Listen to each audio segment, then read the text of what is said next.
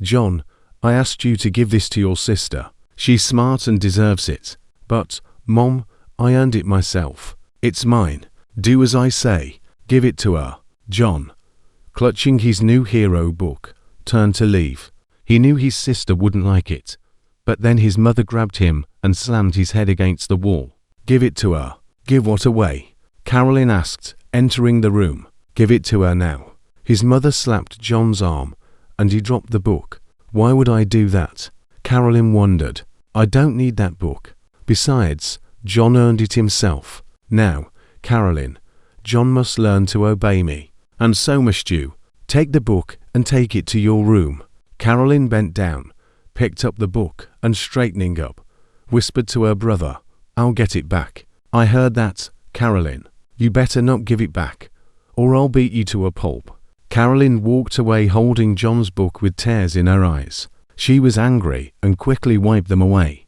Her mother had always been especially cruel to John because his grades were worse than hers. In her room, Carolyn threw the book on the floor and shoved it under her bed. Then she collapsed on the bed and burst into tears. When his mother came out, John went to his room. He held back his tears, realizing that if he cried, he would get into more trouble. I wanted to read my new book. Carolyn has it now, but she can't give it back to me. He sat there thinking that someday he would be stronger than his mother, and she wouldn't be able to hurt him anymore. An idea dawned on him, and he quietly went to his sister's room. Carolyn, do you think I could just sit on your floor and read a book? Yes, of course. I shoved her under the bed. John pulled out a book, leaned his back against the wall, and began to read. He was halfway through when he heard his mother coming up the stairs. Quickly handing Carolyn the book, he ran to his room. Okay, John, I see you running into your room. Where have you been? I'm sure you'll be in more trouble. No, I was just coming back from the bathroom. John mewed a little. Well, then I guess I should check the bathroom and see what you've been doing in there. What about homework? We've been taking these stupid tests all week, so we don't have homework. Plausible. I'll call the school tomorrow. If you lied, you'll get what's coming to you. She left the room and headed over to Carolyn, who was immersed in reading. Is John bothering you? No, not at all. By the way, did we tell you we have tests again this week? So John wasn't lying about that. Yeah, it's just tests all week. It's even good that there's no homework. It leaves more time for books. The mother only nodded and left. The children heard her coming down the stairs. A few minutes later, John returned to his sister's room and took the book. Both children loved to read and were quick to tackle books. John, too, was quickly immersed in new reading. He had finished the book before his mother called him to peel potatoes for dinner. The next morning John struggled to wake up, his head still hurting from hitting the wall. When he came downstairs, he ran into his mother, already furious. You're too late. She slapped him. Sit down and eat your cereal before the bus gets here. As he ate, she did not relent. Stupid boy. Can't even get up on time. Did you stay up until midnight reading some stupid book? No, he muttered, chewing. I went to bed around 10. You're lying. I saw your light was still on at 11. Yeah, I tried to read, but I fell asleep. Woke up around 2 and turned off the light. As if I would believe that fable, the bus pulled up and honked its horn. Both kids quickly put the dishes away, grabbed their backpacks, and sprinted out the door. As they approached the bus, John and Carolyn looked over and breathed a sigh of relief. Gosh, I'm so glad I got out of there. John was in 7th grade, and Carolyn was in 8th grade. 8th graders often like to bully the younger ones, and John, with his short stature and red hair, was especially vulnerable. Well, there he is, our hero.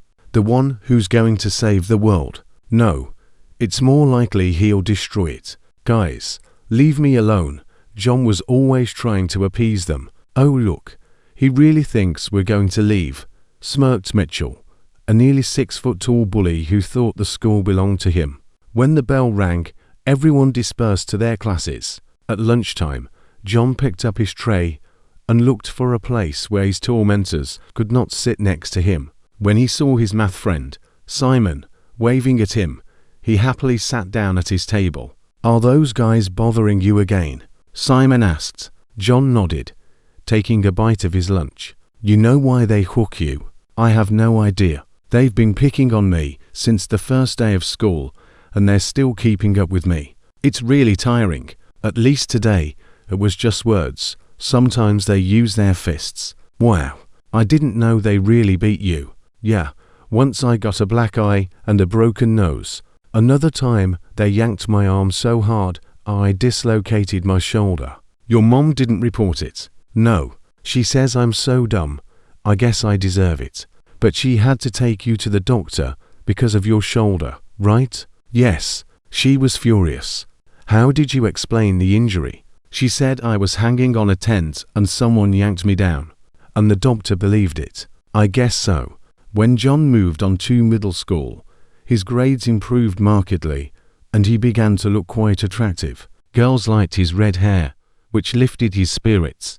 He tried out for the basketball team and made the junior varsity team. Practices were every day after school, and games were usually on Friday nights, sometimes with away games on Saturdays. It allowed him to spend a lot of time away from home, and he was grateful for that. Carolyn was also doing well in school, and had started dating boys little by little. John, however, wasn't much interested in dating, and his busy schedule made it almost impossible, so he didn't even try. One day, after a game in which he scored 20 points, John came home and found an unpleasant scene. His parents were fighting and had even gotten physical. You made our son's life unbearable, and I didn't realize how bad it was until the doctor told me about all his injuries. He's convinced you caused them and doesn't understand why I didn't intervene. I told him that I often work out of town, and you skillfully kept it all from me. You're out of your mind. If a boy is clumsy and constantly maimed, that's no reason to blame me. I went to the school, talked to the principal and the coach. They both confirmed that he's a great student, his grades are good, and he's a talented basketball player. He's not the underachiever you think he is. Fine. Believe what you want to believe. I know the truth. I've always known it. They noticed John standing at the door. Look, he's standing there spying on us. Don't be ridiculous. He just got back and stopped to keep out of the way between us. Yeah, you're always on his side. He's no good, and sooner or later you're going to have to admit it. John, come on in. You can go straight to your room if you want. As John passed his father, he patted him on the back and said, You are a good boy and a wonderful son. I am very proud of you. After that fight, the father took another job and started spending evenings and weekends at home. This made his mother more careful in her attacks on John, but she still found moments to punch him in the back or stomach. One time she tripped him on the stairs, causing him to fall and end up in the hospital with injuries. Of course, she blamed him. One day John's mother put some rat poison in his pancakes. John became very ill, and the doctor suspected something was wrong and informed his father. He threatened his wife that he would inform the authorities, although he did not tell her that the doctor had already passed the information to the relevant authorities. Since there was no evidence of her guilt at the time, the police could not take any action, but kept an eye on the situation. Despite this, John continued to do well in school. He still had his bullies, but he also made friends who often defended him. One day, he was locked in his locker and stayed there until the next class, when someone heard him banging and called the principal. All right, star basketball player. I wonder how you'll play when we break your arms, said one of the bullies, twisting his arms behind his back and starting to beat him up. But other students were able to stop him, and one of them ran after the principal, who got there in time to see what was happening. The attacker was expelled, which only increased the dislike of John. He began to be called Red John. At first it annoyed him, but over time he decided that the nickname suited him. In the middle of his freshman year of high school, basketball practice was interrupted by police who took John off the field. We're sorry, John, but we have some bad news. When they pulled up to his house, the policeman said, John, it looks like your mother killed your father. What? Let me out. John, wait. They're not done at the crime scene yet. No, I have to see my father." Running into the house, John was stopped by a policeman who prevented him from going into the living room and seeing the bloody scene. John tried to break through, but was firmly restrained. Finally, the medical examiner allowed John to see his father before the body was taken away. John was stunned to see how much blood was around. "Forgive me, John. I tried to clean him up a little for you, but there was too much blood. He was stabbed right through the heart." "And did my mother do this?" "Yes, she confessed. So she's going to be sent to jail, right?" John asked. "Rather, so and so will be. I am very sorry, John. Now you and Carolyn won't have anyone left to be around. We definitely won't miss Mom, but we'll miss Dad a lot." They covered his father's body with a blanket and carried it to the ambulance. John turned around and saw Carolyn sitting curled up on the couch. He hadn't even noticed her until she called his name. He immediately walked over to his sister. She had obviously been crying a lot. John sat down beside her, put his arm around her, and they cried together. "John, when I got home she was still stabbing him. I called the police and they came quickly, but it was too late to save him. Did he know you were here? He had time to say my name, then yours, and then he said, 'What wonderful children I have.' And what did our wonderful mother say? She said it had to be done. I hope I never have to see her again." John replied angrily. "How could she kill our father? I just don't understand, John. Our dad was a wonderful father. How are we going to live without him?" At this point, an officer walked in, introducing them to Toby Monroe, a Child Protective Services worker. "John and Carolyn, I am deeply sorry for your loss. I can't imagine how you must be feeling right now. Since you are both minors, you cannot remain here unaccompanied by an adult. I will take you to our office, and we will temporarily find a foster family for you. The court will soon decide what happens next." They were allowed to take some clothes, books and other items, and were then escorted to the car. On the third day, they were at Mr. and Mrs. Clara Rooney's.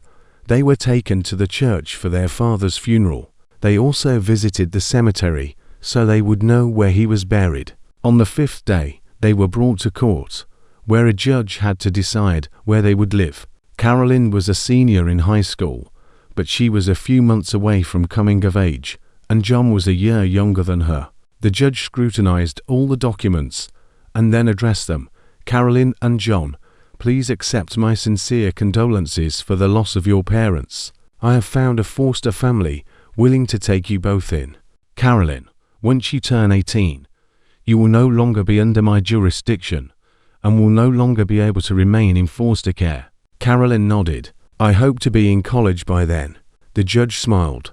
"That's exactly what I wanted to hear. John, you'll be able to stay in foster care until you graduate, even after you turn 18. The judge continued, "Your house will be sold and the proceeds, along with the insurance policy money, will be held in an account for both of you.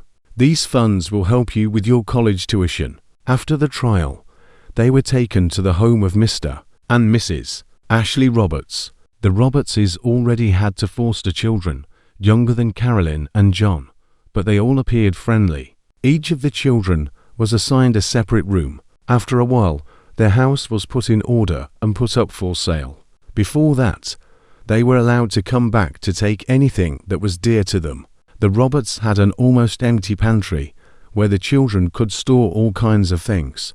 When John returned to school, his tormentors were still waiting for an opportunity to pick on him. The two of them who had stayed at school continued to bully him, and their expelled friend joined in after school. They didn't know where John now lived, which made it a little easier. "Aha, there's John Red. His mother's a murderer. She's going to jail, and he'll be joining her soon." The words hurt John much more than they had before, especially after the loss of his father. He could feel his anger boiling up inside him, especially toward women, and he had to do his best to keep it in check. The girls at school didn't bother him. It was the mature women that bothered him. The desire became so strong that he stopped taking classes with a female teacher. His grades in the men's classes remained at the top, but he was failing other classes. One day, after bumping into a female teacher in the hallway, he simply walked out of school and never went back. He ran away from his foster home and lost contact with Carolyn. He found an abandoned building on the other side of town and stayed there. During the day, he obtained food and slept a little. At night, he started wandering around the neighborhood looking for women who were walking unattended. Many never made it home. He felt relieved and could then sleep soundly. They never caught him, and he was getting a little cocky about it. He took out a secret ad and bragged that they would never catch John Red.